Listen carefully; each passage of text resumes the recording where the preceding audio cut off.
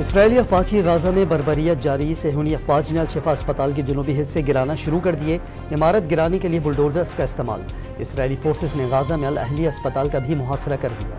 فرانسیسی وزیر خارجہ کی مغربی کنارے میں فلسطینیوں پر حملوں کی مذمت، کینیڈین وزیر اعظم نے اسرائیل میں غزہ میں زیادہ سے زیادہ تحمل کا مظاہرہ کرنے کا مطالبہ کر دیا۔ نگراں وزیر اعظم کی زیر صدارت SIFC کی ایپیکس کمیٹی کا اجلاس، تیل و گیس کے شعبے میں سرمایہ کاری کے لیے جامع لائحہ عمل بنا کر پیش کرنے کی ہدایت۔ نگراں وزیر خزانہ شمشاد اختر نے جنوری میں گیس کی قیمت پھر بڑھانے کا اشارہ دے دیا، ایک اور IMF پروگرام پر بھی زور۔ اوکاڑا میں ون ڈش کی خلاف ورزی پر اسسٹنٹ کمشنر کا شادی ہال پر چھاپا، باراتیوں کا کھانا تحویل میں لے لیا، شادی ہال انتظامیہ پر 50,000 روپے جرمانہ، ضبط شدہ کھانا DH2 اسپتال کے مریضوں کو کھلا دیا گیا۔ اور ICC ورلڈ کپ کے دوسرے سیمی فائنل میں جنوبی افریقہ کو شکست، آسٹریلیا دلچسپ مقابلے کے بعد 3 وکٹوں سے ہرا کر فائنل میں پہنچ گیا۔